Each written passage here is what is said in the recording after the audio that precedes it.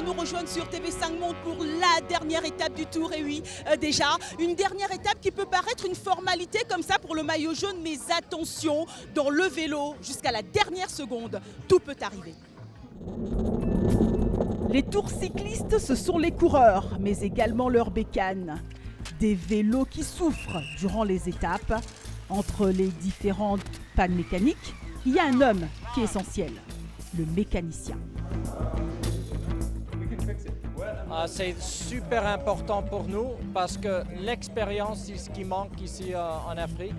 Et de faire venir, d'avoir des gens comme Steven qui a travaillé dans des équipes professionnelles comme Europcar et l'autre, faire le Tour de France, avoir l'expérience, nous avons super besoin de ça parce que les formations de mécaniciens, c'est aussi important que les coureurs. Jacques Boyer a donc fait venir Steven depuis 3 mois. À 28 ans, le jeune Français découvre une autre manière de voir les choses. La différence, c'est qu'ils n'ont pas la même notion de la mécanique, je veux dire. Par rapport à ça, que je m'occupais de... Dans le Tour de France, je m'occupais de Thomas Voeckler. Thomas Voeckler, c'est quelqu'un qui est vachement pointu. Le moindre bruit, il va être filtré. Le moindre cirage, il va vérifier. Alors qu'ici, ils peuvent partir avec des vitesses qui ne marchent pas. 2 ou 3 vitesses qui marchent au lieu de 10, eux ça leur gêne pas. Steven s'occupe de 18 coureurs, mais est également chargé de former les mécaniciens rwandais afin qu'ils aient plus de rigueur. Donc le centre c'est aussi une école, donc on forme des mécaniciens pour que dans l'avenir il y ait beaucoup de personnes africaines qui soient mécaniciens pour le team Rwanda ou le team Érythrée ou n'importe quel team. Je pense qu'à l'avenir, on aura de très très bons coureurs rwandais et qui pourraient peut-être aller dans des équipes professionnelles.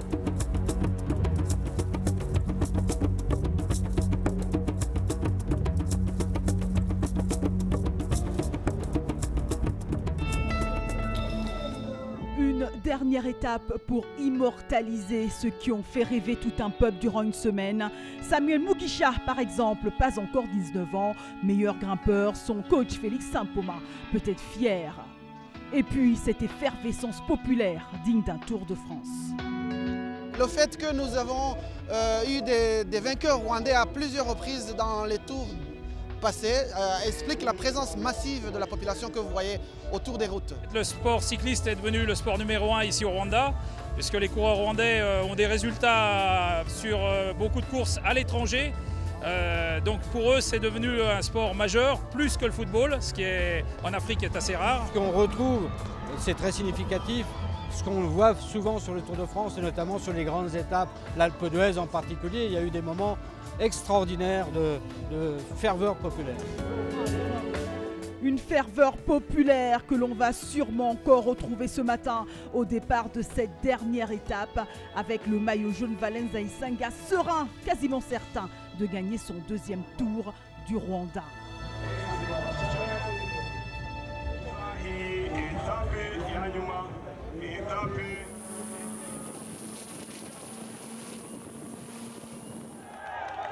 Et c'est à vive allure que le peloton prend le départ de cette étape qui va voir très vite 2 coureurs prendre la poudre d'escampette, Azzedine Lagab et Timothy Rugg.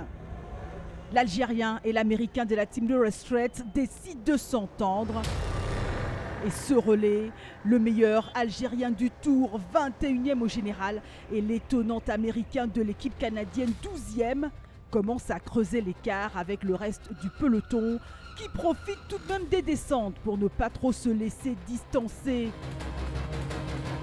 Un peloton mené par Dimension Data, le maillot jaune bien calé en 2e position. L'Éthiopien Mebratou Bourou attaque violemment et se lance à la chasse des 2 échappés. L'Éthiopien veut sans doute terminer mieux qu'à la 9e place au général qu'il occupe pour l'instant. Devant, Azzedine Lagab et Timothy Rugg négocient bien le premier sommet de la journée. Le peloton aussi, qui rattrape le poursuivant dans la montée. Entre-temps, Lagab, qui a été victime d'une crevaison, a dû laisser partir Rugg à son grand dépit.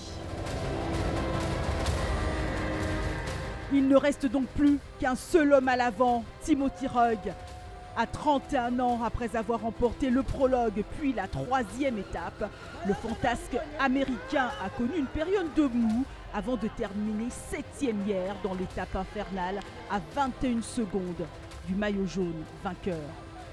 Autant dire que Timothy Rugg est étonnant et détonnant. Il est désormais à 1 minute 25 du peloton.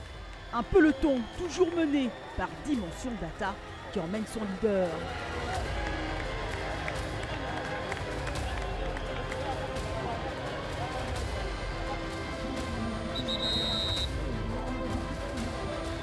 Pendant ce temps, l'Américain de 31 ans continue sa chevauchée solitaire.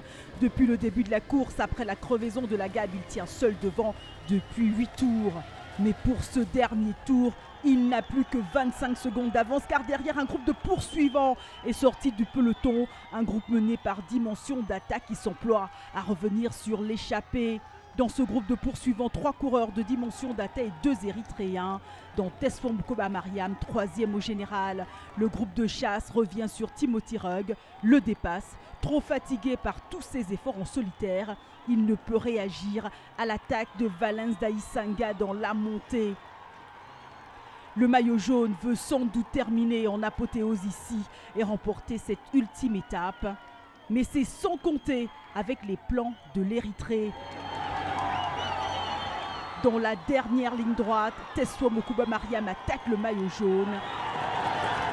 Et c'est dans un sprint qu'il remporte cette dernière étape.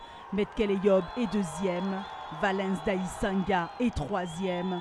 Mais surtout, il remporte ce 8e Tour du Rwanda à 21 ans. Lui qui va fêter ses 22 ans le 1er janvier prochain. Tesfo Mariam a eu sa victoire d'étape, il l'attendait depuis le début de la semaine. Mais on retiendra surtout ce visage-là, celui de Valens Daïsanga qui est passé chez les pros, qui après avoir remporté le Tour 2014, gagne le Tour 2016 à seulement 21 ans et demi.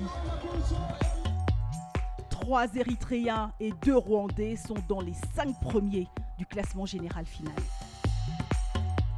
Une fin de tour ici à Kigali avec toutes ces centaines de milliers de Rwandais qui sont venus voir l'arrivée finale de leur tour. Merci d'avoir été fidèles à TV5 Monde et l'on se quitte avec les plus belles images de ce Tour 2016. Salut!